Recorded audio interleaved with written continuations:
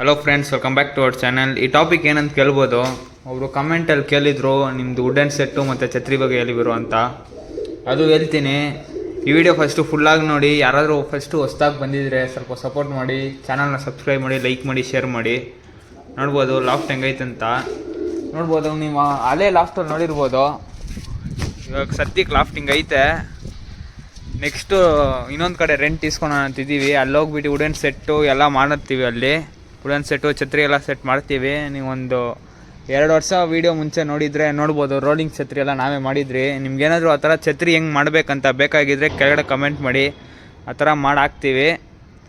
ನೋಡ್ಬೋದು. ಆಮೇಲೆ ಇನ್ನೂ ವುಡನ್ ಸೆಟ್ಟೆಲ್ಲ ಇನ್ನೂ ಸ್ವಲ್ಪ ಗೂಡೆಲ್ಲ ರೆಡಿ ಮಾಡಬೇಕು. ನೋಡ್ಬೋದು ಇವಾಗ ಗೂಡು ಸದ್ಯಕ್ಕೆ ಹೆಂಗೈತೆ ಅಂತ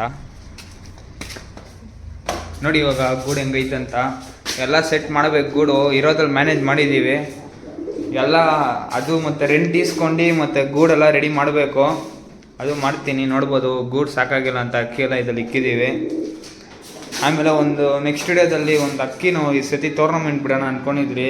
ಆದರೆ ಏನು ಮಾಡೋದು, ಅದು ಸ್ವಲ್ಪ ಪ್ರಾಬ್ಲಮ್ ಆಗಿದೆ ಅಂತ ಈ ನ್ಯೂಸಲ್ಲೆಲ್ಲ ಬಿಟ್ರಾ ಈ ಪಾರಿವಾಳ ಸಾಕಿದ್ರೆ ಎಫೆಕ್ಟ್ ಆಗುತ್ತೆ ಅಂತ. ಅದರಿಂದ ಮನೆಯಲ್ಲಿ ದುಡ್ಡು ಹೊರತಾಗುತ್ತೆ ನಮಗೆ.